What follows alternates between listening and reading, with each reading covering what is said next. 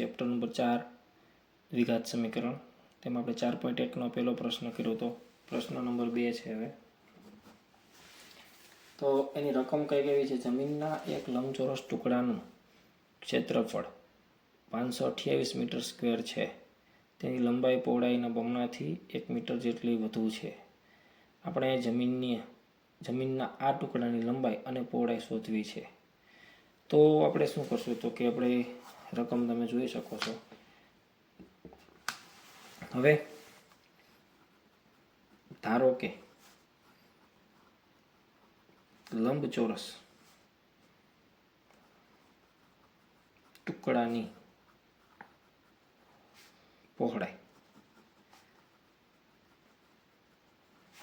બરાબર x metre. આપણે એક વસ્તુ ખબર હોવી જોઈએ કે ભાઈ આપણે ધારવું શું? તો આપણે જેના કરતાં કીધું હોય એને ધારવાનું. આપણે અત્યારે શું કીધું કે પહોળાઈના બમણાથી 1 મીટર જેટલી વધુ છે લંબાઈ. એનો મતલબ કે ભાઈ આપણે ધારવાનું શું થાય? પહોળાઈ ધારવાની થાય. તો આપણને લંબાઈ મળી શકે. લંબાઈ શું છે? તો કે પહોળાઈના બમણા કરતાં 1 વધારે. તો આપણે ધાર્યું પહોળાઈ બરાબર 1 મીટર. હવે લંબચોરસ ટુકડાની લંબાઈ પહોળાઈના બમણાથી 1 મીટર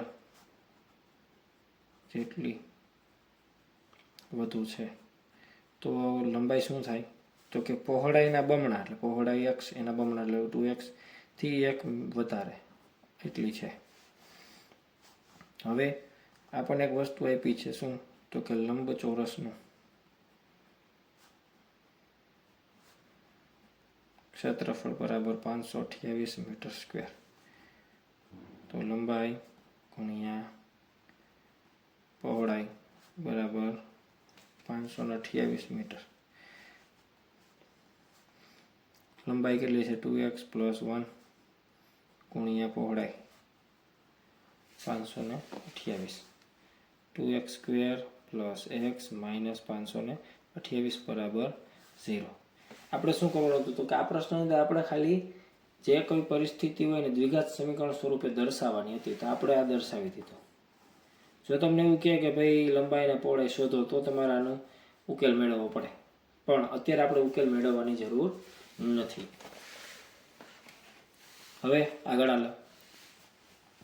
બીજો પ્રશ્ન છે. આની અંદર આ પહેલો હતો. હવે એની અંદર આપણને બીજો પ્રશ્ન એવો કીધો છે કે બે ક્રમિક ધન પૂર્ણાંકોનો ગુણાકાર 306 છે. આપણે આ પૂર્ણાંક શોધવા છે. તો આ પરિસ્થિતિમાં તમારું દ્વિઘાત સમીકરણ કેવું બનશે? તો કે આપણને કીધું બે ક્રમિક ધન પૂર્ણાંકોનો ગુણાકાર. તો આ જો સાવ સહેલું. ધારો કે બે ક્રમિક ધન પૂર્ણાંકો x અને x + 1 છે. બે ક્રમિક ધન પૂર્ણાંકોનો ગુણાકાર 306 છે. એનો મતલબ શું થાય? x + 1 બરાબર 306. x² + x + 306 આ બાજુ આવે તો -306 બરાબર 0. આ આપણને પરિસ્થિતિનું સમીકરણ મળી ગયું. બરાબર. હવે ત્રીજો પ્રશ્ન જોઈ.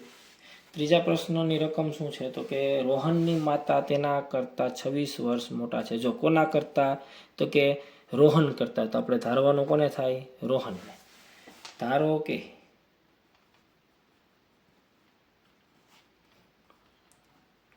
રોહનની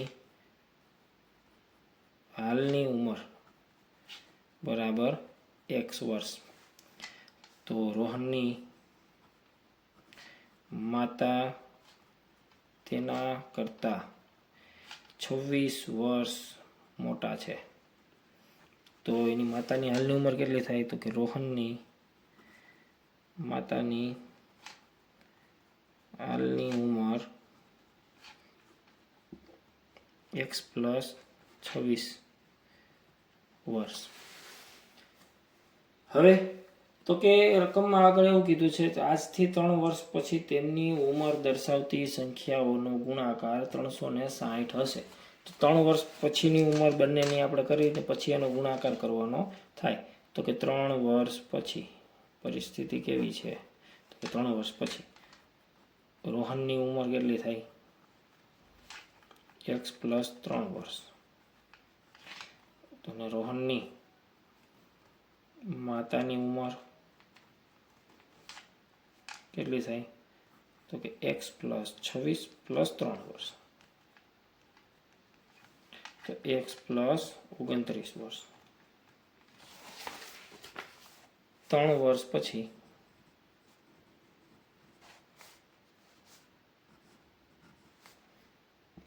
તે બંનેની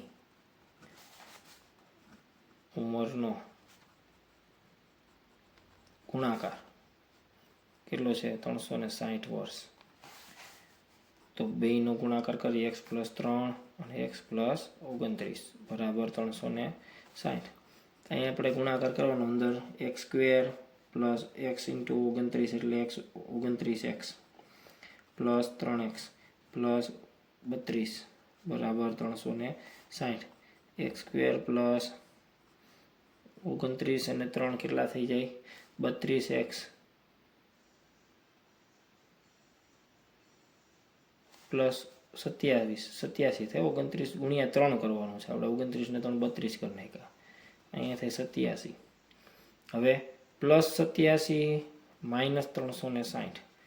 તો આનો જવાબ આવે x square plus 32x minus 273 બરાબર 0. જો આપણને આ પરિસ્થિતિ પ્રમાણેનું દ્વિઘાત સમીકરણ મળી ગયું. હવે ચોથો પ્રશ્ન. એક ટ્રેન 480 કિલોમીટરનું અંતર અચળ ઝડપથી કાપે છે. જો 8 કિલોમીટર પ્રતિ કલાક ઓછી હોય તો આટલું જ અંતર કાપવા તેને 3 કલાક વધુ લે છે. તો ટ્રેનની ઝડપ શોધવાની છે. ધારો કે ટ્રેનની મૂળ ઝડપ x કિલોમીટર પ્રતિ કલાક છે. ઘટાડો કર્યા પહેલાની. તો ઝડપમાં 8 કિલોમીટરનો ઘટાડો કરતાં મળતી નવી ઝડપ કેટલી થાય? તો કે x - 8. ઝડપમાં 8 કિલોમીટર પ્રતિ કલાકનો ઘટાડો કરતાં મળતી નવી ઝડપ બરાબર x - 8 કિલોમીટર પ્રતિ કલાક. હવે પરિસ્થિતિ આપણે પેલી લખીએ. x ઝડપે 480 કિલોમીટરનું અંતર કાપવા લાગતો સમય કેટલો થાય? તો કે સમય બરાબર અંતરના છેદમાં ઝડપ બરાબર 480/x કલાક. પરિસ્થિતિ 2 જુઓ.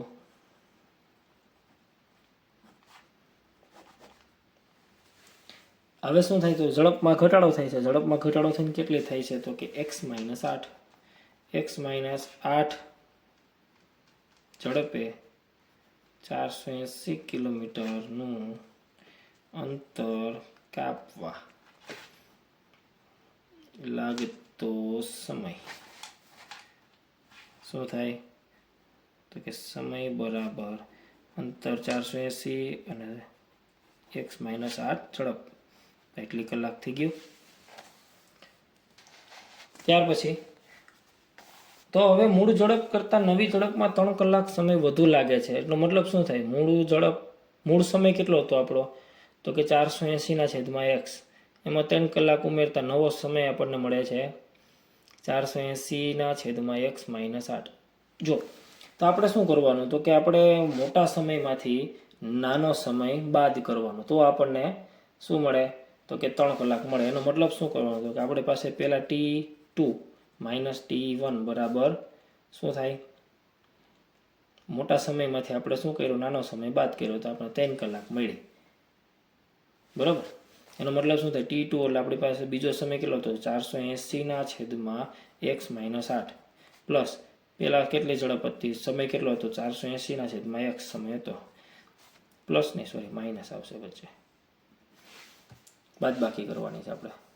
જો સમય ઓછો એટલે ઝડપ ઘટે છે, જો નીચેનું છે ને ઝડપ છે, તો આપણી ઝડપ ઘટાડીએ તો શું થાય, સમય આખો સમય વધે, આના કરતાં વધી જાય, એટલે આપણે આ મોટું કહેવાય, આને નાનું કહેવાય, એટલે મોટામાંથી આપણે નાનું બાદ કરીએ એટલે આપણને જવાબ આવે છે 3 કલાકનો સમય વધારે લે છે. હવે આનું સાદું રૂપ આપણે આપવાનું છે, 480 એને બહાર કાઢી લ્યો, 480 સામે જવા દો, x-8 x બરાબર 1/160. શું થાય તો કે 480 છેદમાં આવે તો 3/180 થાય તો 16 તેરી 48 એટલે 160 થઈ જાય. હવે x અહીં લસા આવશે, x 8 ગુણ્યા x, તો x આ ઉપર જાય, આ x અને -8 આ બાજુ આવશે, 1/100. તો હવે શું થાય તો કે x - x + 8 છેદમાં x² - 8x બરાબર 1/160 પ્લસ x - x ઉડી જાય, 160 આ બાજુ ઉપર આવે, 8 હારે ગુણે તો શું થાય, 16 × 8 128 એટલે 1280 બરાબર x² - 8x. હવે લાઈનમાં ગોઠવી દો, x² - 8x 1280 ને સામે લઈ જાવ તો શું થઈ જાય, x² - 8x - 1280. તો આ આપણને મળી ગઈ સમીકરણ. ખાસ તો આ વસ્તુ સમજવાની છે કે ભાઈ T2 - T1 બરાબર 3 કલાક કઈ રીતે મળે. T2 એટલે વધુ સમય જે લાગે છે એ ટોટલ, અને T1 એટલે શરૂઆતમાં જે સમય લાગતો હતો એ. શરૂઆતમાં આપણી ઝડપ x હતી એટલે 480/x કરીએ એટલે આપણને જે સમય મળે એના કરતાં વધારે સમય ક્યારે લાગે તો કે ઝડપમાં ઘટાડો થાય ત્યારે લાગે. બરાબર, તો એ ઘટાડો થાય ત્યારે લાગે, એ સમય મોટો હોય તો એને આપણે શું કરવું પડે, T2 - T1 કરવું પડે બરાબર 3. પછી સાદું રૂપ જ આપવાનું છે, સાદું રૂપ આપો એટલે આપણો દાખલો પૂરો. તો આજના વિડીયોમાં આપણે આટલું જ રાખીએ છીએ, વધુ આપણે બીજા દાખલા સાથે આગલા વિડીયોમાં મળશું.